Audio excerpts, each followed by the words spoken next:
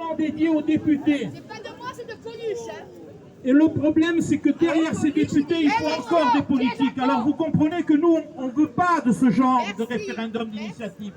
Par contre, même si pour certains, je dirais que leur pensée est plus ou moins négative à l'approche de ce lendemain, moi je peux vous dire une chose, que sur le RIC-Carl, dans plusieurs programmes de politique, il y a une avancée qui a été faite au niveau social.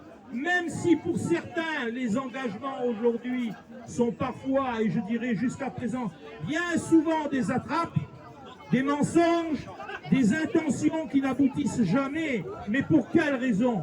Parce que nous, derrière électeurs ou le peuple, nous ne faisons pas monter la pression. Et la seule façon de faire monter la pression, localement, c'est que chacun, je ne dis pas de voir M. Estrosi, il y a d'autres personnes, il y a d'autres maires sur la terre de France. Alors, il faut que chacun, vous alliez voir vos maires et de temps en temps, vous leur dites, oh écoutez, vous n'avez pas été élus que pour votre salaire municipal, vous n'avez pas été élus que pour poser des permis qui parfois sont très arrangeants.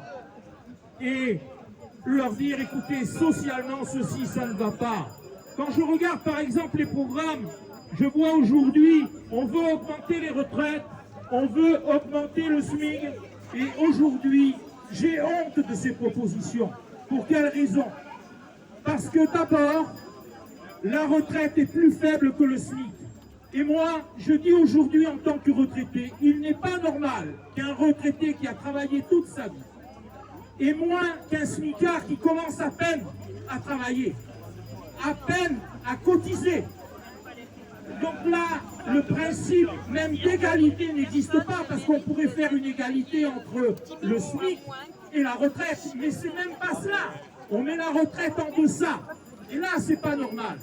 En plus, on ne tient pas compte si le foyer familial est unitaire ou s'il y a deux personnes.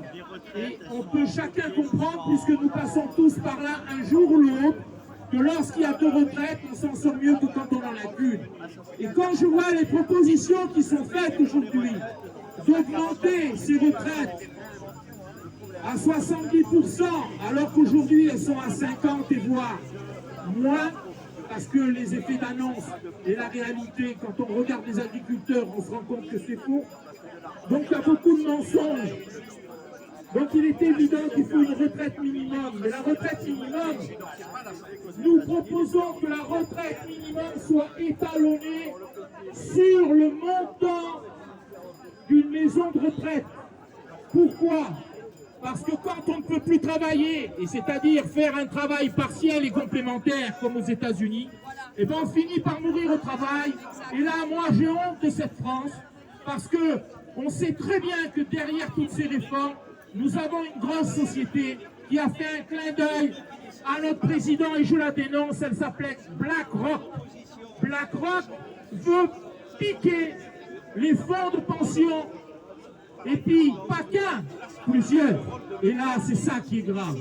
Parce que à partir de ce moment-là, un jour ou l'autre, si vous vous rappelez ce qui s'est passé aux États-Unis, il y a eu un krach boursier, et ça, il y a du jaune bizarrement dedans. Ça s'appelait comment?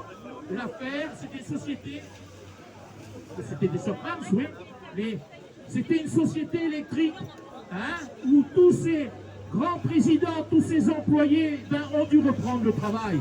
Donc vous comprenez que des fonds de pension privés, il suffit de faire simplement un petit krach boursier ou dire je mets la clé sous le paillasson et c'est terminé. Vous n'avez plus aucune garantie.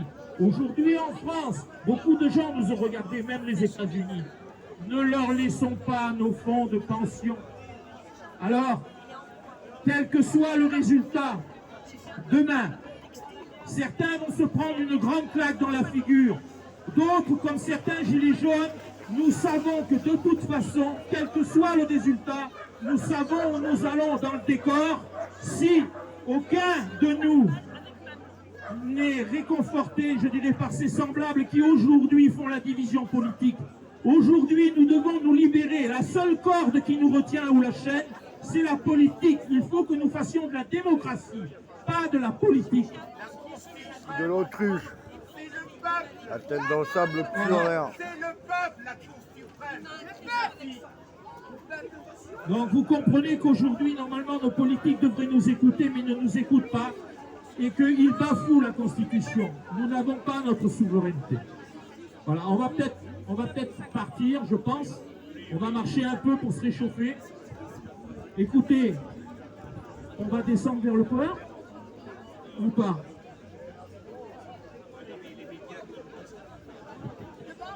Demande-leur. Bon, alors qu'est-ce que vous voulez faire comme circuit? On va compter le on est départ. en vacances aujourd'hui. Allez, on se fait plaisir. Il n'y a pas les gogos, il n'y a pas les gommettes.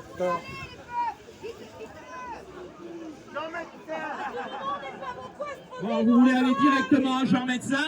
Oui. Allez, alors on va à Jean Médecin. Après, je vous proposerai éventuellement de faire la rue de France. Hein? On fera la rue de France. Hein? Voilà. Et puis, on peut faire un petit peu de promenade des Anglais aussi. Hein? Hein? Voilà. Allez, on y va. Voilà, mais ce n'est pas la balade des gens heureux, c'est la balade des gens coléreux. Hein.